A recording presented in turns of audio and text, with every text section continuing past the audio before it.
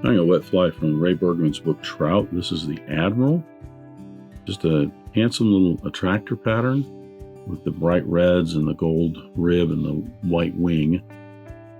An attractor pattern is basically, if you're not familiar with it, a fly that doesn't necessarily mimic anything in the water, but can elicit a strike out of anger or just, if the fish are on the bite and they're aggressive, sometimes they just lash out at things.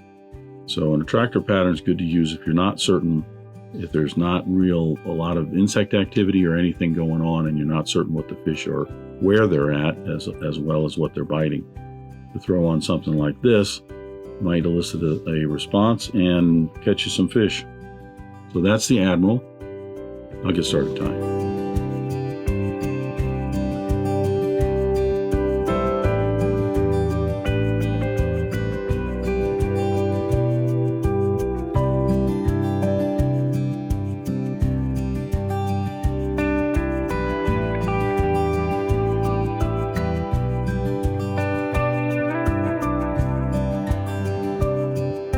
I'm going to start the Admiral with my hook and the vise.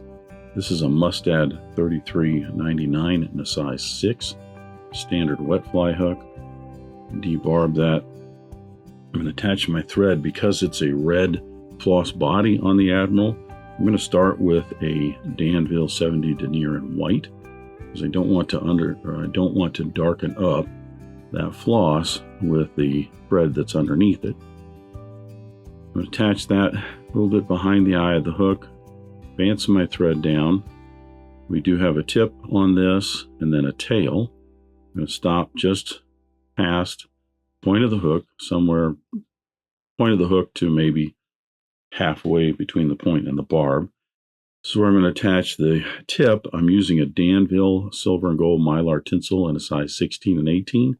This will be gold, so we're going to attach this with the silver side out. I like to just bring it right up on top of the hook shank, slide that out back so that I have just a little bit trapped down there. I'm going to put 6 to 7 wraps, touching turns down the bend. It's about all you need because it's not real long. And then come back up to our tie-in spot. Here I'm going to apply that tinsel.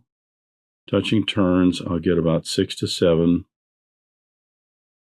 You have to watch out and make certain that they are getting nice and touching turns because with this real thin tinsel, it's very easy to end up with a little gap between them.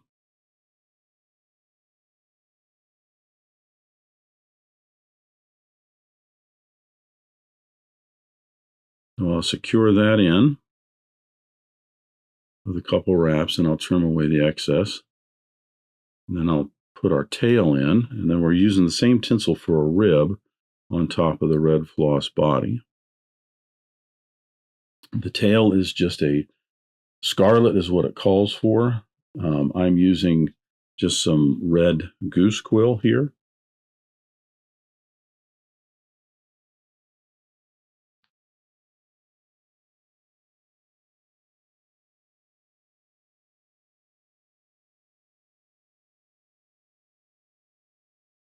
I've got my right and left already trimmed, so I'll peel those out, matching the tips together. I want to make certain that the tips are even, and then I'm going to double check that they're the same width. Often I'll have one that's just 1 or 2 barbs a little bit wider, but these seem to be just fine. I'm going to tie that in. I like to measure these from right behind the eye of the hook to the bend of the hook. I just like them a little bit longer. Generally, the length is somewhere a shank length or a little bit longer. Couple, 2, 3 wraps to secure that in. Trim away the excess, the length of the body. Then I'm going to reattach that tinsel with the silver side out, so we'll end up with a gold rib.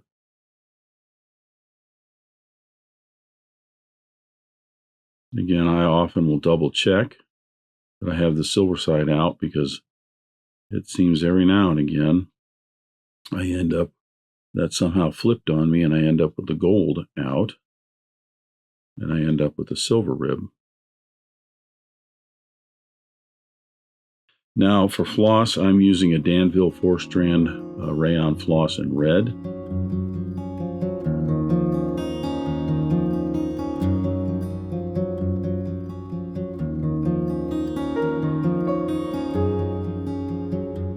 I'm going to attach that to the hook shank, a little more wax on my thread.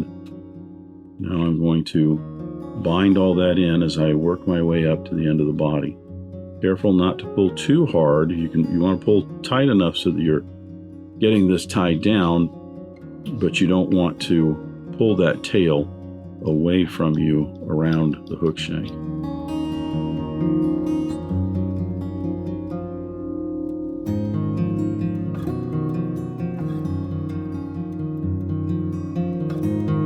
I got a little bit of a nub right there in that floss. What I'm going to do is unwrap this a little bit and then trim that out.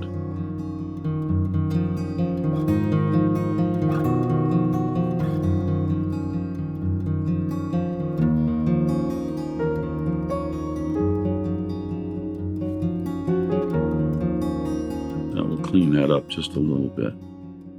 So now I'll apply the floss and then the 5-turn rib.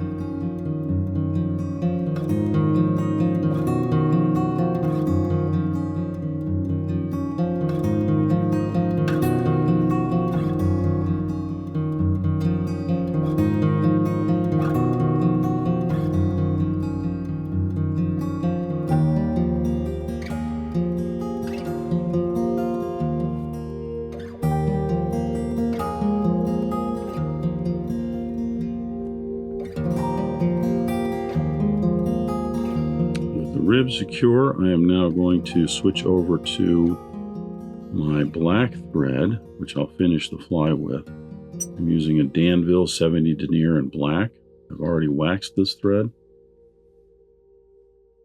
If you wanted to, if you didn't want to do it the way that I often do on these flies when you're changing threads, which is to just hold the main thread and the new thread together, then I can trap those and trim this off. You could just do a 2 or 3 turn whip finish on the white, trim it off, and then attach your black thread if you wanted to. Now I'm going to tie in my throat. For the throat, it's just a scarlet. I think the recipe calls for scarlet. I'm using some red Schlappen. I already have some prepped. I'm going to put this in so that the tips go just past the point of the hook, somewhere between the point and the barb of the hook.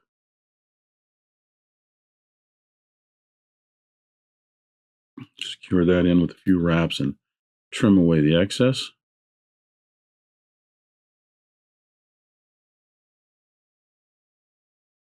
Clean this up just a little bit. We're tying in our wing. The wing is just some white.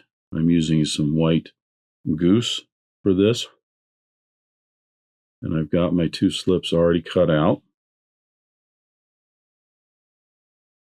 So like the tail, I'll just match the tips of those up. Make certain I have those tips matched up. And then as you can see, the slip that's on my side is wider. So, and both of them are a little bit wider. I usually like mine somewhere around 3/4 the gap of the hook. I think traditionally it's either going to be somewhere around 3/4 or a full gap of the hook.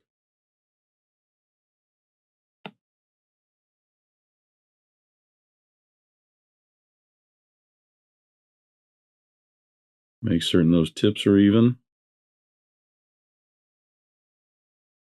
I'm going to tie those in so they go just about halfway down the tail.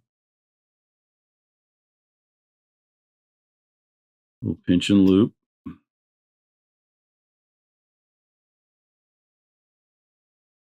And then we'll take a look at our wing.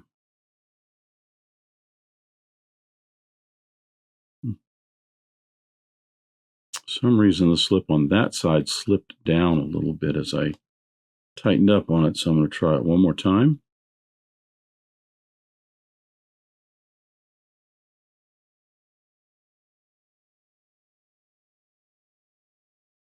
Keeping in mind, sometimes, I don't know why it is, but sometimes some of these feathers, the barbs that are on them that you use for the wings, they're just really fiddly. And sometimes there's just little odd things about them. I've got one set of barbs right down here on the bottom that are rolling off.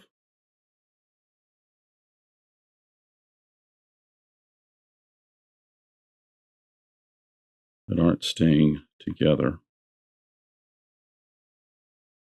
And keep in mind that if you're just going to be fishing this, it's probably not as critical.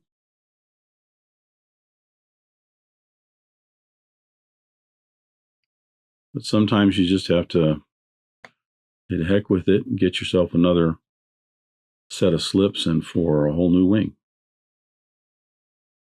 This is living material, by the way, so I mean, it's at times it's going to be kind of fiddly, like I said. So with the wing tied in, bring my thread down behind the eye of the hook and start wrapping the head in, wrapping rearward. This is to give a nice transition from the wing and everything down to the eye of the hook, and it also covers up any butt ends, any materials.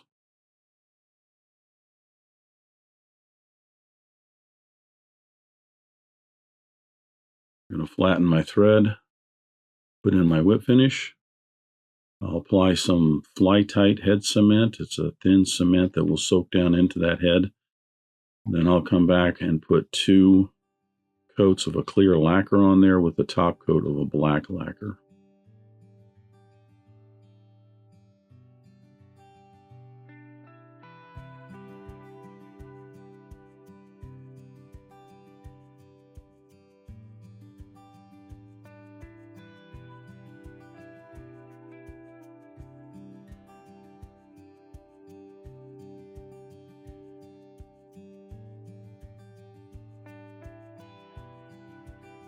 So once I get that lacquer on there, then the Admiral is complete. Handsome little fly.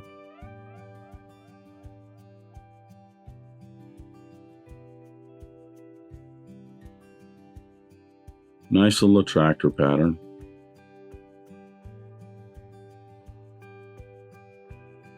Good fly to swing if you're not certain what maybe the fish are keying on and you just want to see if they're aggressive and are on the bite. But there you go, there's the Admiral. Thanks for watching today. Thank you for joining me at the Vise today. I hope you learned a new pattern, at least a tip or trick here and there. If you'd like to help Dress Irons, you can like, comment, share, subscribe, all those wonderful things for the video.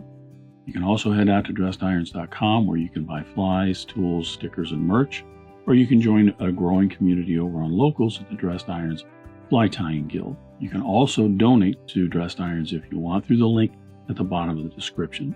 I thank everybody for their ongoing support, as it really does help the creation of these videos. But what's important is to remember, only fly tying. If you're not having fun, you're doing it wrong.